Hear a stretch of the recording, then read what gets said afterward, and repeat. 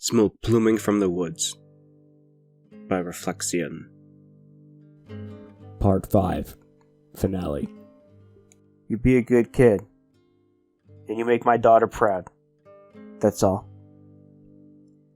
A bizarre noise came from the phone speaker, something akin to the sound of a stone sliding across a frozen lake, followed by a splash that seemed to kill all noise. That dead silence was broken when a shuddering voice spoke again through the phone. "What the Where are you?" I yelled, pleading for any small morsel of information he could provide. I don't know. I'm in a pipe, I think. Some kind of glass tube. I can see everything outside. It's all there, all at once. There's more of these tubes. So many more. They're branching and splitting, but the connection got progressively weaker as he talked, jittering and buzzing in my ears. I'm heading down this tube now, and there. Central one, but it's huge. Enormous, holy shit. No, I don't think it's the central. In the distance, so many. The hell is this place? My exhausted brain couldn't fathom a single thing to say. I just listened, almost as confused as he was. Streams of... Through some of them, and... He was cut off by a tremendous splash, but the sound quality at this point made it sound more like a roar. I could only hear his whimpers, until that hissing trill crawled its way under my skin once more. It melded with the audio glitches, but then I heard something I could never have expected, even after seeing what I'd seen. It sounded as if the creature was stuttering, clearing its throat before. Exalted be Riorith, for its flow shows us the path. It spoke. The unearthly nightmare beast had spoken. Its words were jarring, like it was repeating after someone teaching it how to talk, broken by animalistic clicks and hisses. Grandpa screamed, but the call lost connection completely and drew it out as a high sine wave noise. My hand acted off its own accord and loosened its grip, sending the phone clattering to the floor. By the time I had crouched down to grab it, only my home screen greeted me as I pressed the home button. Call failed. I looked down to Martin. He was out cold, but breathing. The bleeding had died down, but he needed urgent treatment. Even so, I fell to the floor, back slouched up against the cold concrete wall, and decided to wait there until sunrise. I was certain Grandpa's plan worked, but just the slightest uncertainty held me in place. The adrenaline was beginning to wear off. My limbs ached, head thumping. I fought against my eyelids, but they felt as if dragged down by anchors. All light vanished, and I faded into sleep.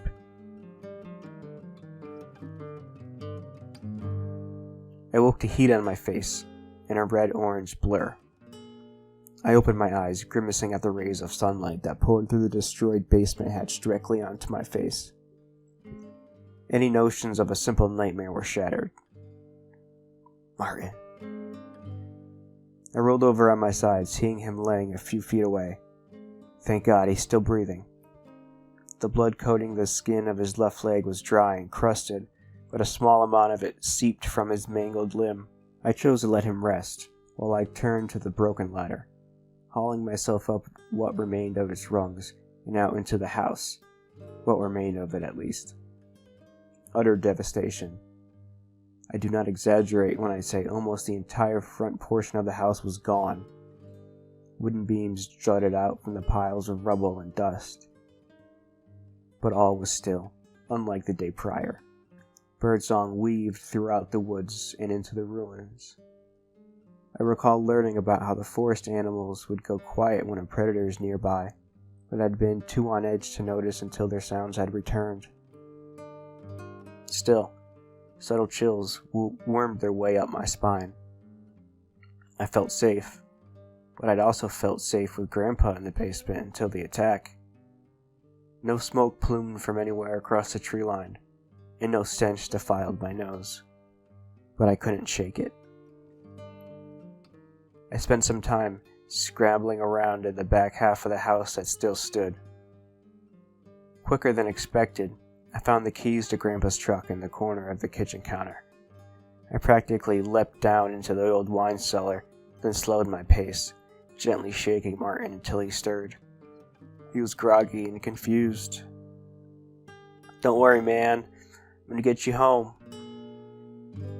I wrapped his left arm over my shoulder, supporting him to the ladder. It was tough getting him out, but I did, and we hobbled through the ruins to the truck. Driving faster than truly necessary, I swerved, slamming on the brakes when the fallen tree trunks came into view almost out of nowhere. The jolt shook Martin, and he came to attention from the pain in his leg. I apologized for it, but wasted no time in getting out and helping Martin down from his seat. The stench of death was stronger in the air, the Wendigo corpse festering nearby. It brought me back to the night before.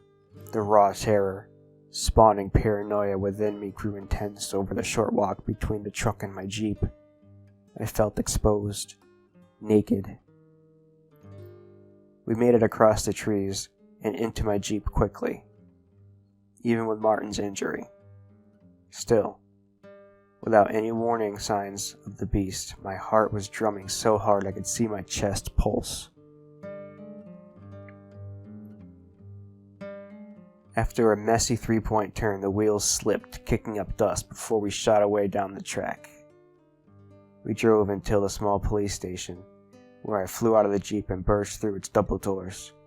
Perhaps a rash action in retrospect, but my mind was elsewhere at the time. Before anything else, I had them call an ambulance for my friend, following by reporting a severe animal attack. When I was asked what attacked us, I spat out, "Cougar." The officer grunted, and I laid out the facts. Grandpa was gone, dragged away by our assailant. An ambulance arrived soon thereafter to pick up Martin. The EMTs were visibly surprised by the laceration, but attended to him nonetheless. He lost a fair bit of blood, but they quickly got him in stable condition at the nearest hospital, where he stayed for the next week. Search party banded together to look for Grandpa, but they found nothing, of course. I was questioned about the state of his house, but I think the trauma welling up in my eyes was the best defense I could have had. No scorch marks on the rubble to indicate explosives. Nothing. It's been a few years since this all happened, and I've made it through the stages of my grief in one piece. I'd like to say Grandpa lives on in my memory, but that wouldn't be entirely accurate to say. I can still remember him, our conversations, days out, the smell of his fireplace, and all that.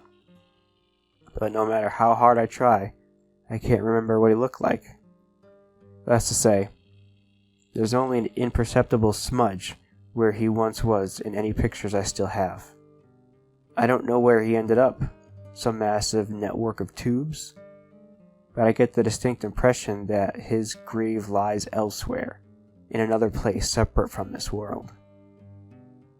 I'm eternally grateful for his sacrifice, yeah, but I can't help to think that it was only our lives that were saved from the Skorstendir. Are there more of them? Or is it somehow able to relocate itself? Only my grandpa would have answers, but yeah. Just in case, if you find yourself in the wilderness and you see a steady plume of smoke rising from the trees, perhaps even smell the organic stench of digestion, it'd be best to call off the occasion entirely. Once it's onto you, well, I only hope you're as lucky as we were on the day my grandpa died. So what do you guys think about that one? I'm quite impressed with the writing style. I'm a big fan. I can see the Lovecraftian flair you're blending into your ideas.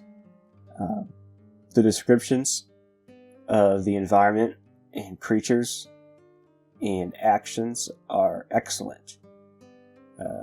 Paints a beautiful picture. The characters for me, kind of flat. I don't like Martin. Grandpa was okay. Cal was fine, just as protagonists to move the story forward. I know they're not supposed to be the focal point of the story. It's about the monster and the experience. But I feel, a little bit more detail or something interesting could have been written into their dialogues or actions. I don't know. But that's just me. Overall, excellent stuff. This is a really, really good story. Alright, well, thanks for hanging out if you are indeed still here. Make sure you are subscribed, like, ring the bell, and stay tuned. I'll see you in the next one. Bye.